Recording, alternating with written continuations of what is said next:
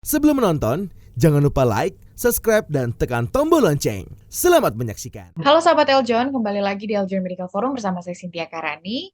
Dan hari ini kita akan membahas mengenai kesehatan tentunya, khususnya hari ini kita akan bahas jantung, yaitu penyakit gagal jantung. Nah, seperti apa sih gagal jantung ini, penyebabnya seperti apa akan kita bahas. Sudah bersama saya narasumber kita ada Dr. Widi Nugraha Hadian, dokter spesialis jantung. Halo Dr. Widi, apa kabar Halo, dok? halo, sehat-sehat. Apa kabar? Gimana Baik Mbak? Sehat? juga dokter. Iya, senang sekali hari ini bisa bergabung bersama Eljon Medical Forum ya. Mudah-mudahan informasi yang kita bisa bagikan hari ini dapat bermanfaat buat semuanya. Pastinya dokter. Terima kasih juga hari ini sudah ingin bergabung ya dokter. Terima kasih, sama-sama. Nah, dokter, kita akan bahas hari ini mengenai gagal jantung ya, dok. Mm-mm. Mungkin saya langsung ke pertanyaan pertama, dokter. Apa sih sebetulnya gagal jantung ini, dokter? Ya, jadi gagal jantung ini sebenarnya secara definisi adalah sindrom klinis. Jadi sindrom itu artinya beberapa kumpulan gitu. Kumpulan gejala dan tanda yang diakibatkan oleh kerusakan struktur dan atau fungsi jantung. Sehingga dia menurunkan kemampuan jantung untuk memompa darah. Dan kalau menurunnya kemampuan jantung untuk memompa darah, maka akan mengakibatkan tekanan di jantung, baik itu pada saat pasien tersebut istirahat ataupun pada saat pasien itu beraktivitas gitu. Jadi itu adalah definisi dari gagal jantung. Sebetulnya lebih ke arah lemahnya pompa jantung yang sehingga mengakibatkan kurangnya suplai yang harus dipompakan oleh jantung itu tersebut gitu Mbak Cintari. Oke. Berarti artinya tidak berfungsi maksimal seperti biasanya gitu ya, dokter jantung? Betul. Bisa karena gangguan strukturnya atau memang gangguan fungsinya. Bisa saja strukturnya baik-baik saja tapi fungsinya terganggu gitu. Atau misalnya Mm-mm. gangguan kelistrikannya yang terganggu sehingga dapat mengakibatkan lemahnya si pompa tersebut. Oke. Gejalanya seperti apa saja, dok? Ya, gejalanya itu biasanya ada beberapa gejala yang khas ya, misalnya seperti sesak nafas, terus kemudian mudah lelah saat aktivitas. Namun yang paling sering menjadi patokan buat kita mendiagnosis gagal jantung itu biasanya sesak nafasnya itu lebih nyaman ketika dia sedang duduk dibandingkan berbaring. Itu disebut dengan ortopnoe. Jadi kalau penderita gagal jantung, dia lagi sesak nafas, kalau duduk dia lebih nyaman. Kalau tiduran dia lebih sesak gitu. Kadang-kadang juga ada yang disebut dengan paroxysmal nocturnal dyspnea. Jadi pasien tersebut kalau tidur malam hari atau tertidur dengan posisi terlentang 2 sampai 3 jam setelah dia tertidur dia akan terbangun. Merasa seperti tenggelam, seperti sesak nafas dan rasanya tercekik. Kalau dia duduk, dia perbaikan lagi kondisinya. Nah, itu biasanya kita merupakan salah satu gejala dari gagal jantung. Memang kebanyakan sesak nafas. Kalau awal-awal gagal jantung yang awal, misalnya dia sesak nafas saat aktivitas yang agak berat dulu, biasanya jalan 500 meter sampai 1 kilo kok kuat ya. Kalau ini sekarang jalan sebentar aja udah mulai agak capek. Jadi mulai ada kelelahan dari aktivitasnya. Lama-kelamaan saat istirahat pun sudah mulai terasa sesak nafas. Begitu, Mbak. Salah Oke, satu sesak gejalanya. nafas ya, dok. Iya, Tapi betul. ada sakit juga di bagian daerah jantung gitu, dokter, atau gimana, dok? Tergantung penyebabnya. Jadi bahwa gagal jantung itu sebetulnya merupakan ujung dari beberapa keadaan penyakit jantung yang lainnya. Bisa penyakit jantung koroner, ujung-ujungnya gagal jantung, gangguan irama aritmia, ujung-ujungnya gagal jantung itu. Jadi gagal jantung itu tergantung dari penyebabnya. Tapi kalau yang menjadikan gagal jantung sendiri biasanya adalah sesak nafasnya. Tapi kalau penyebabnya serangan jantung dulu, misalnya nyeri dada, terus kemudian dia akhirnya sesak nafas bisa saja gitu. Jadi tidak tidak harus ada nyeri dada biasanya. Gagal jantung lebih identik ke arah sesak nafas, cepet capek, mudah lelah gitu. Kaki bengkak gitu. Nanti karena ada gagal jantung kiri, gagal jantung kanan, tergantung dari mekanismenya, tanda dan gejalanya juga berbeda. Tapi kalau nyeri sih saya pikir enggak ya. Oke, tapi berbeda dokter dengan serangan jantung, dok. Tentunya berbeda. Kalau gagal jantung itu adalah jantungnya biasanya sudah lemah pompanya. Kalau serangan jantung itu biasanya diidentikan dengan penyakit jantung koroner, bukan Hmm. dengan gagal jantung. Adanya sumbatan yang tiba-tiba di pembuluh darah koroner jantung. Jadi biasanya otot jantung yang mendapatkan suplai darah dan oksigen yang cukup, Nah, kalau misalnya ada sumbatan yang tiba-tiba tersumbat 100%, dia tidak mendapatkan otot dan darah yang cukup, maka akan mengakibatkan dia kerusakan otot jantung tersebut. Kerusakan yang tiba-tiba itu membuat nyeri dada. Nah, itu namanya serangan jantung. Kalau serangan jantung tidak diatasi dengan baik, atau serangan jantung dapat diatasi, tapi dia kerusakannya sudah banyak, otot jantungnya, maka itu akan menjadi gagal jantung ke depannya, gitu. Oke, tapi kalau dari tanda-tandanya dok, mungkin banyak orang yang nggak menyadari kali ya dok soal gagal jantung ini karena sesak nafas kan mungkin bisa apa diartikan penyakit-penyakit yang lain ya dok. Betul, makanya banyak sekali yang datang kadang-kadang ketika kita periksa memang kondisinya sudah cukup berat karena dianggapnya sesak nafas biasa. "Ah, ini sih sesak nafas biasa, ini tidak terlalu dirasa," gitu. Padahal ketika kita periksa ternyata gagal jantung dengan pompa jantung yang sudah sangat lemah misalnya. Itu bisa saja terjadi. Oke, untuk penyebabnya sendiri dokter, gagal jantung ini apa dok?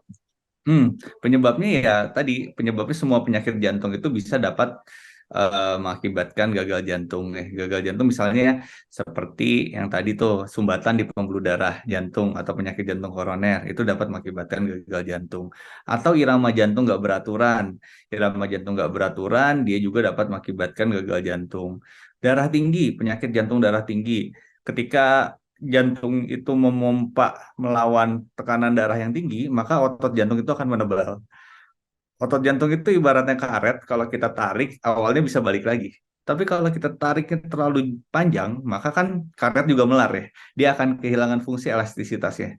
Nah, ketika dia sudah kehilangan fungsi elastisitasnya, maka pompa jantungnya juga tidak akan baik. Itu juga dapat mengakibatkan gagal jantung.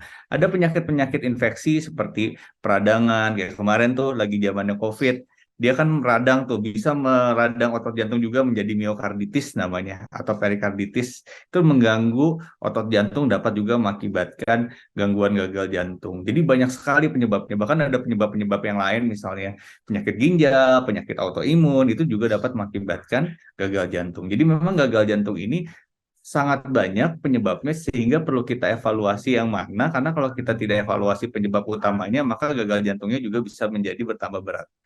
Gitu. Oke, kalau yang tadi dokter sebutkan sedikit juga tadi ada pembengkakan dokter bagian tubuh itu kenapa dokter? Karena gagal jantung. Oh ya, jadi kalau kita dulu kembali lagi kepada keilmuan kita waktu belajar IPA ya, kan jantung itu sebenarnya adalah organ yang untuk memompa. Memompa apa sih? Memompa darah kemana? Ke seluruh tubuh. Kita tahu ada serambi kiri, ada bilik kiri, masuk ke pembuluh darah utama, arteri, dikembalikan melalui vena, masuk ke serambi kanan, kemudian bilik kanan, kemudian masuk ke paru-paru, ditukar tuh oksigen dan karbon dioksida di situ. Sebenarnya kan pompa jantung seperti itu.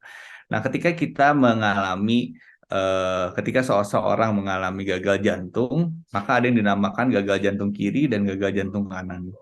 Nah, kalau dia udah mendapatkan tanda-tanda gagal jantung kanan, seperti yang tadi, jadi jantung kanan itu dia dari paru-paru, bilik kanan memompa ke paru-paru. Kalau tekanan di situ tinggi, maka akan mengakibatkan tekanan di serambi kanan tinggi.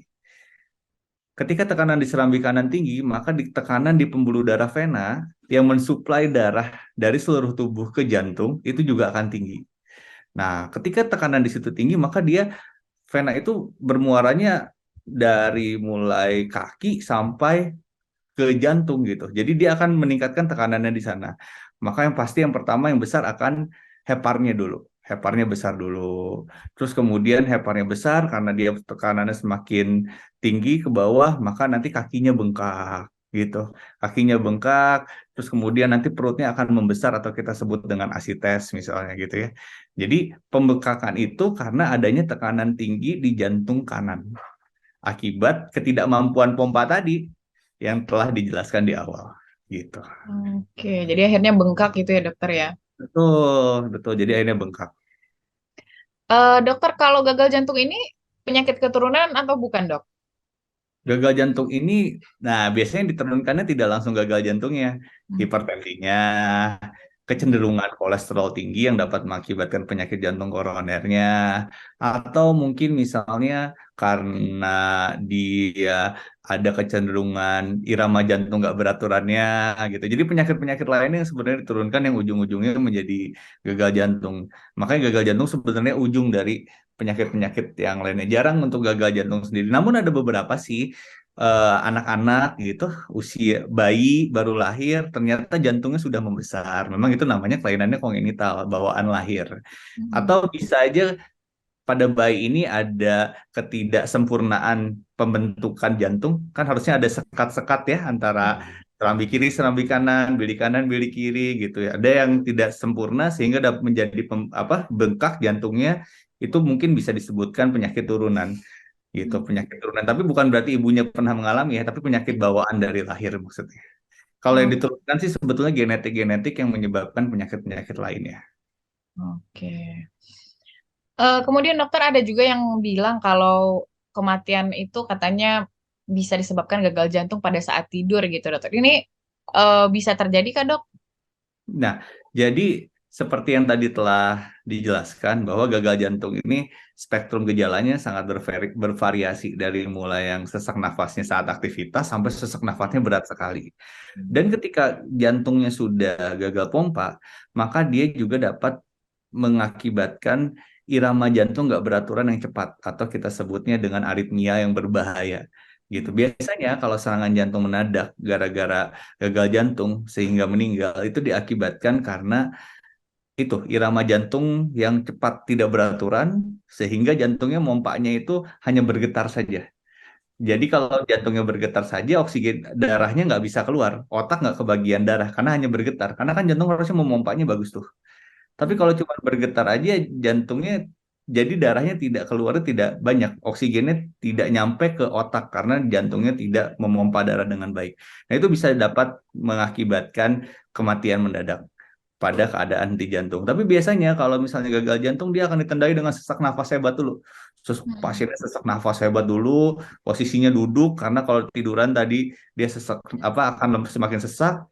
Kita harus keluarkan dulu cairannya gitu. Kita mungkin harus bantu dulu pakai alat bantu nafas misalnya ventilator dan yang lainnya untuk membantu nafasnya gitu. Jadi baru biasanya perburukan kalau kita tidak berhasil untuk membantu sesak nafasnya.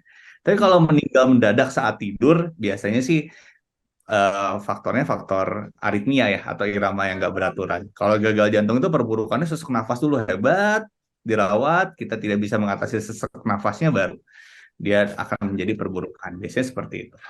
Oke, berarti kecil kemungkinan gitu ya dokter ya maksudnya kalau karena gagal jantung gitu ya dok.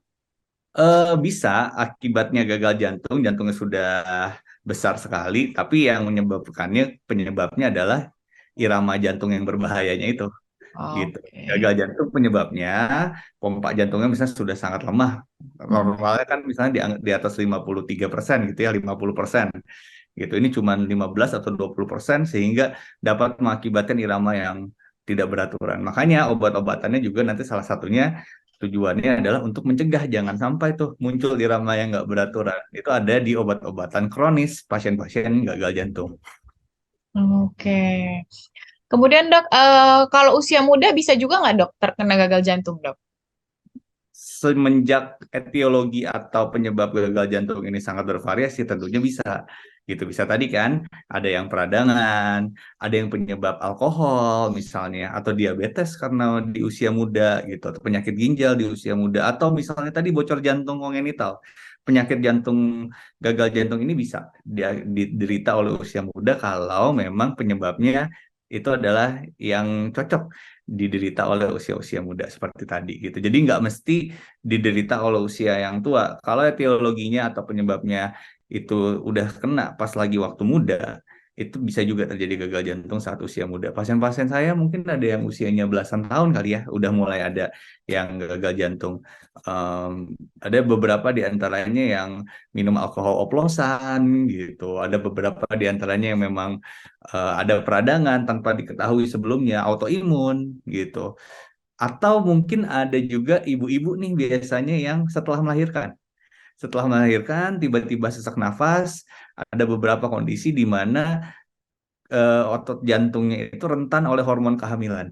Jadi ada ibu-ibu hamil pada usia akhir kehamilan sampai awal-awal setelah persalinan, itu ternyata sesak nafas setelah kita evaluasi ada pembengkakan jantung. Ada kondisi di mana dinamakan peripartum kardiomiopati. Itu juga bisa tuh terkena gagal jantung. Sahabat Eljon, tadi kita sudah mendengarkan dari Dr. Widi apa itu penyebab, gejalanya, dan lain-lain. Tapi nanti kita akan bahas di segmen selanjutnya bagaimana penanganan, pengobatan, dan juga bagaimana menjaga kesehatan jantung. Jangan kemana-mana, tetap di Eljon Medical Forum.